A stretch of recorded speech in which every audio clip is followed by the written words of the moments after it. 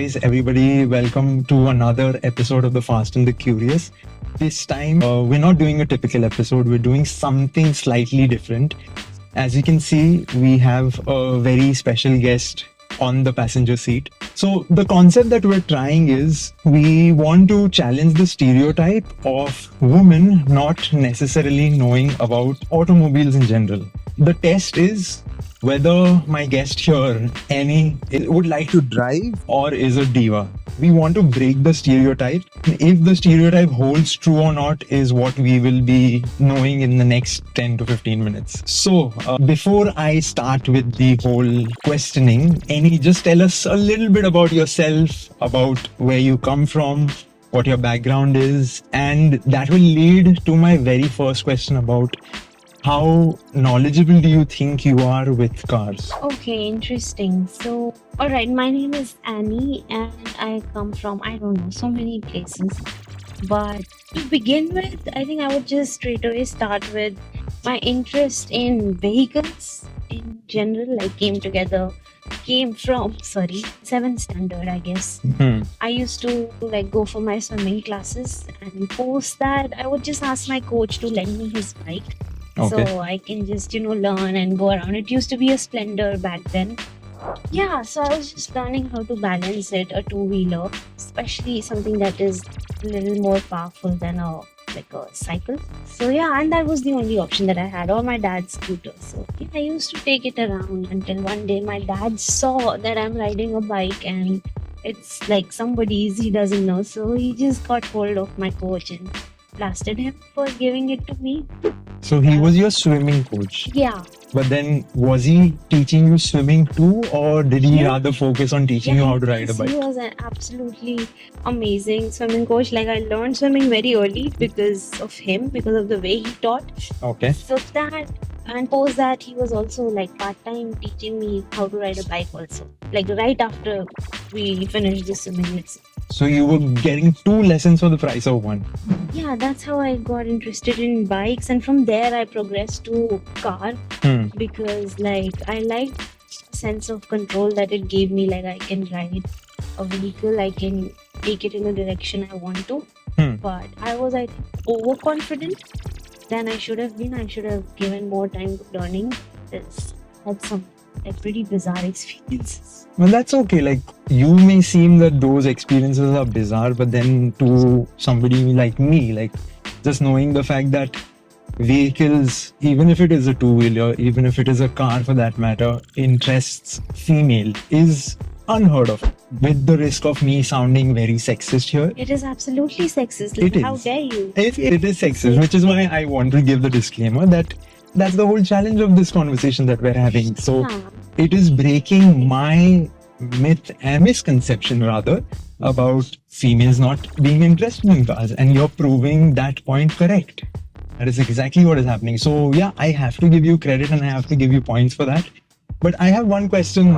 So was a two-wheeler, it may have been a scooter, it may have been a bike, was that the first two-wheeler vehicle that you rode? I'm asking specifically that had you ridden a bicycle before that? Yes, a bicycle, of course. When I was in 2nd grade, that's how I learned to ride two-wheelers. But I wouldn't consider that anything equivalent to a motorbike. So it just naturally happened to me. I have a knack for balance, or even speeding up, or trying to dodge any kind of obstacles. The whole essence of riding something is to secure your drive and from all the bumps that might come your way. So something about that felt challenging, and okay, yeah, let's do this and get better at it. So that was the bike. Shortly after we started doing wheeling and all of that, because it was so trendy and some people... You know how to do a wheel? No, it just happened by mistake. I happened to hit the brakes at a very... while I was speeding, so something happened. Let me just ask you this. When you say wheelie, so you say you applied the brake. So was it the front wheel that popped up, or was it the back wheel that popped up? So the front wheel popped up. So the front wheel popped up after you braked? Or maybe I pressed the clutch and brake together. Yeah, so probably what must have happened is you must have accelerated or turned the throttle to a point wherein the back wheel spun much quicker than the front wheel, which led to you doing a wheelie.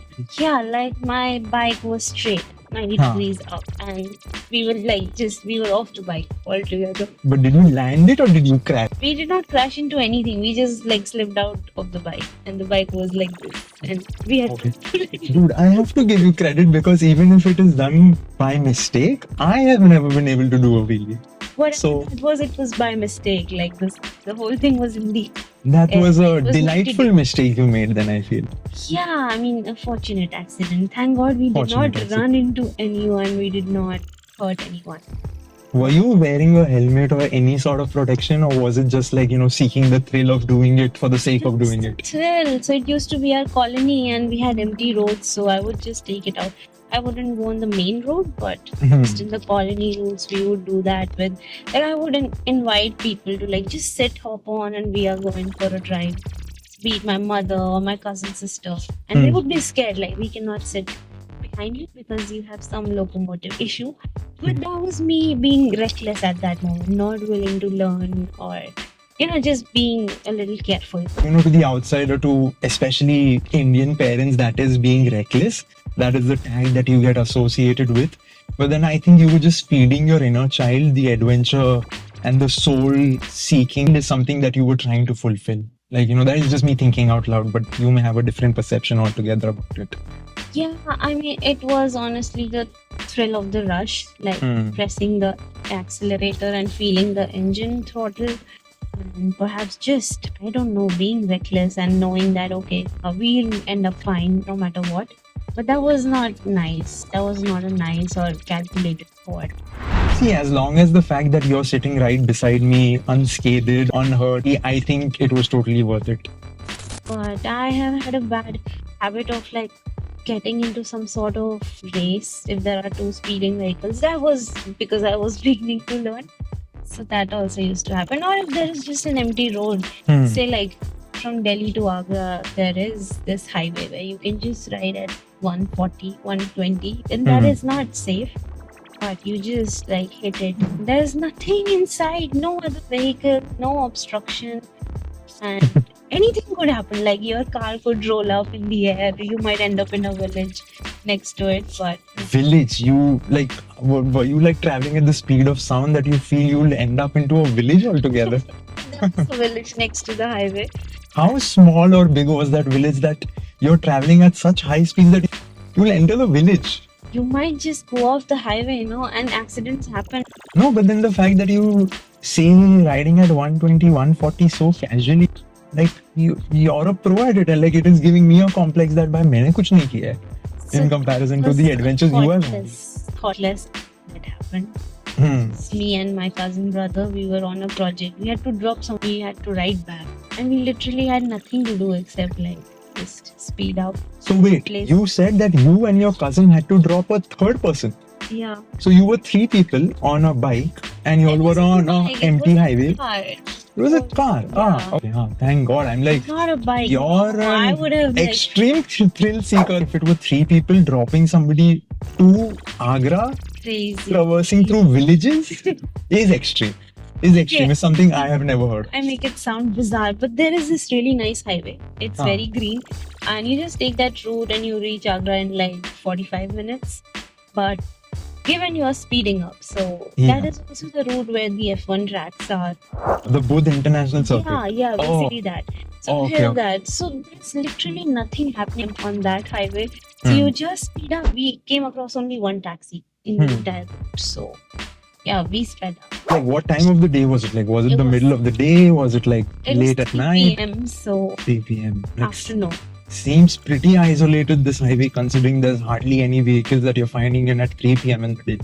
It was, I think, that particular day it happened to be like that. But yeah, that was one of the very thoughtless, reckless kind of incidents. But like, we turned out fine, safe. And the fact that you are able to explain this memory so vividly just goes to show that it holds a very special memory in your mind right now. So once we were on a bike, and then it was my cousin and his friend, three of us, and I was riding it. Okay, so it's three of y'all now on a bike. Yeah, okay. it's three of Guys, us. please take note, huh? Three of them. Now it like tables have turned. It's 3 a.m. in the night, and we are like mad hungry, and we know a place in Green Park locality in Delhi where they have like the most amazing parathas. So we just hop on the bike, and like the two of them, I don't know why they got on there. Like, okay, yeah, she'll drive, and we'll just, I don't know, enjoy the breeze. But I was not aware that there is a second brake also in the bike, like next What? to the. How do you not know that? I mean, I know, but I don't know the function of that. You don't know the function of a brake? The second one in the, I mean, it's a little jerky for me, honestly, and I don't know how to like smoothly operate that. So I just end up not using that brake ever, right? So that's the problem. And So this was a bike, right? That you were riding, not a scooter. yes, it's a bike, and we are on Outer Ring Road, which is like, it goes like this and this. It's like a graph, so you So climb up proper the. thrill ride then.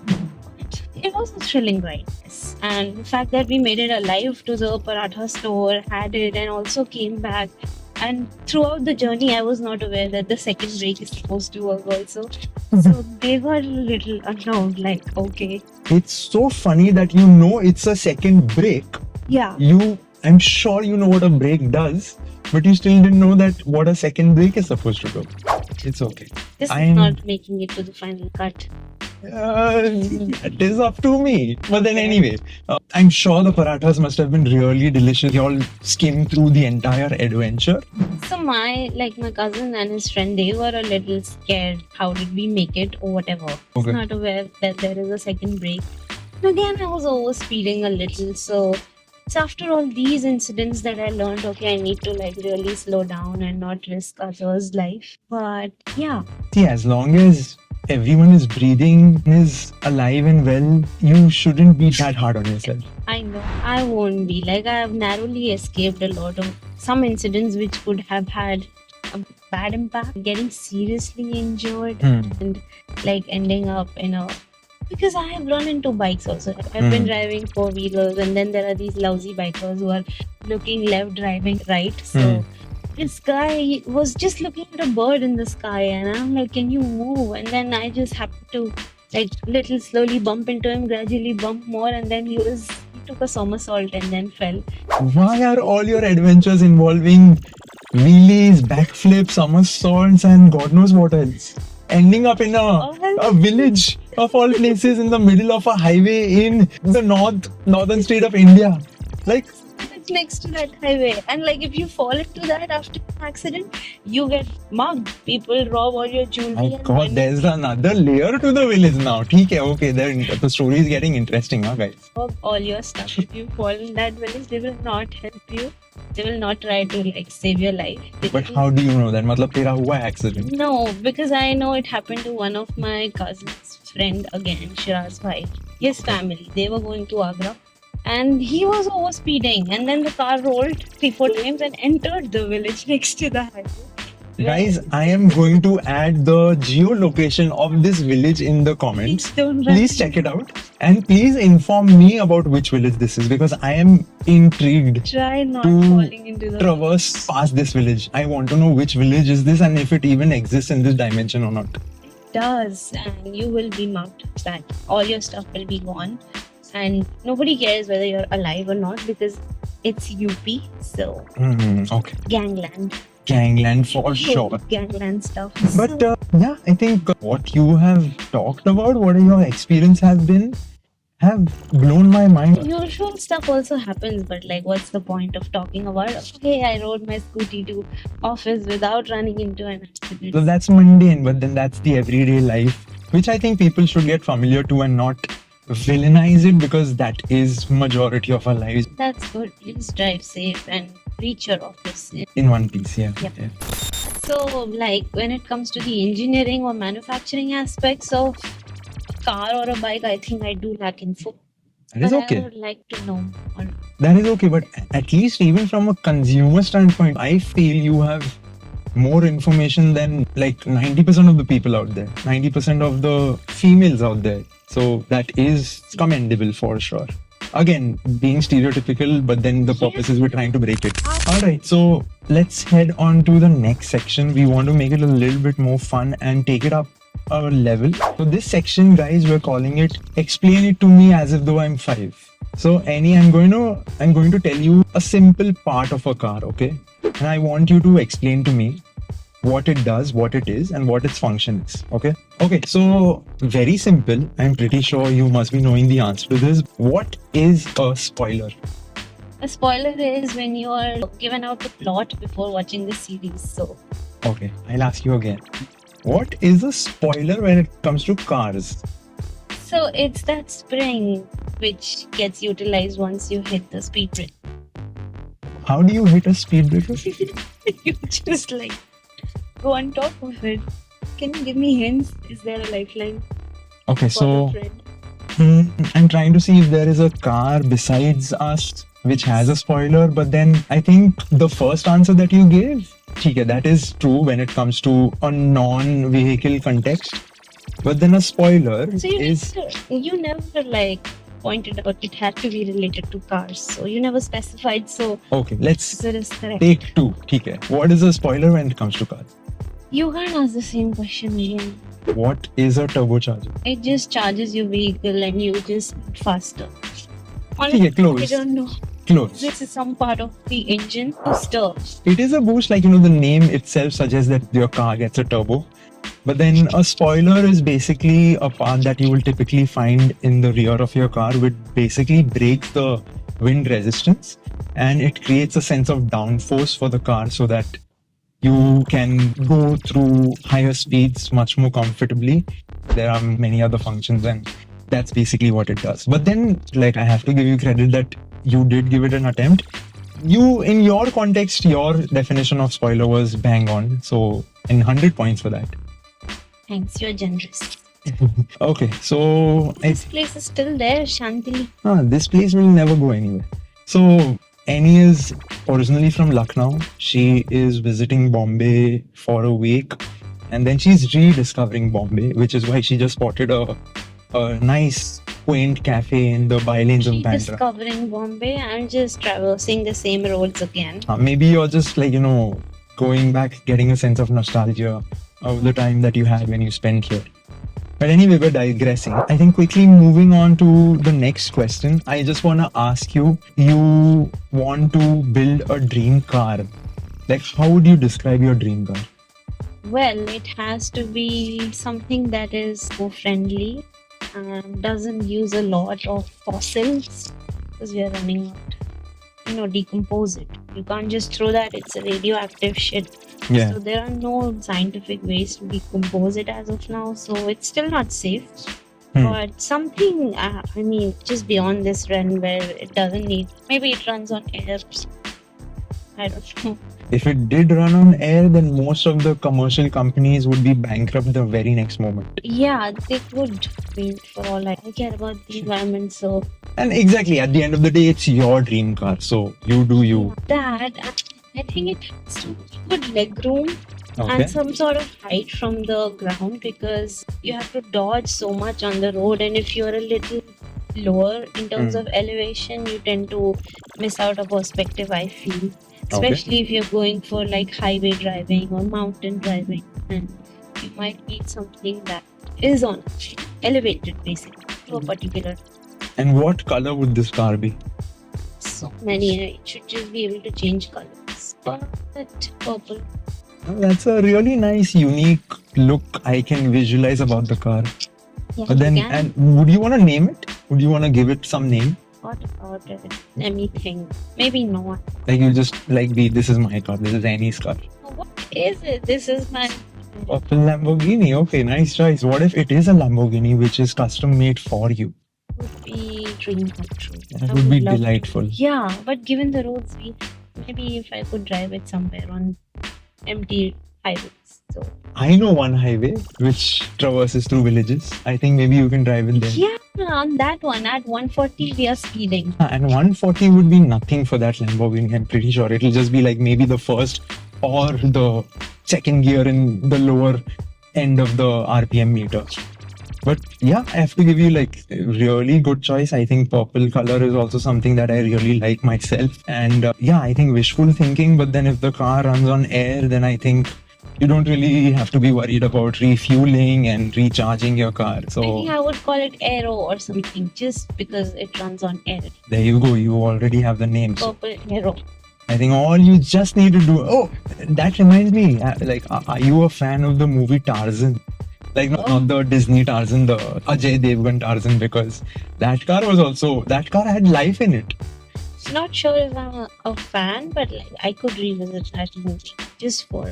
Just for the kicks. Yeah, I mean, it has some weird nostalgia. Like, we were watching it at the time when we were still growing up, and it seemed plausible. Like, yeah, this could happen. You never know, like, the way in which technology is advancing. Like, a month there is something new that is being discovered that is like, being added in all spectrums of our day-to-day lives, including cars. And like, you never know, like, Tarzan may actually be a real thing, but I genuinely hope they don't call it Tarzan. Yeah, I don't think it will be like a human embodying a car with emotions. That is. Far-fetched. Yeah, that is, I don't know, that is absurd in a way, but Good for a movie, exactly. That let's leave the creative aspects to the creative platform. But okay, to conclude, I think before we can call any passenger princess or somebody who wears heels but has the know-how about the horsepower of cars, shoes. I just want to know, what would you rate yourself on a scale of 1 to 10? 1 being that you're a pure passenger princess, and 10 being you're a die-hard fanatic of all things cars. Somewhere around 8, because I may not be a die-hard fanatic, but I do enjoy driving. The whole idea of like being able to control this horsepower or a device or vehicle. I have to agree. I am pleasantly surprised with the amount of knowledge that you do have about cars in general, whatever knowledge you have, which I feel is not too commonplace. But yeah, I don't think Annie is a passenger princess. So guys, you also let us know in the comments below what you feel about Annie's knowledge about cars. And yeah, I think that is pretty much what we have for you on today's episode. We will have more such insightful conversations and topics about everything in cars, bikes, speed, everything. Like, share, subscribe, share your thoughts in the comments below. And don't forget to stay fast and stay curious. See you guys on the next one. Bye-bye.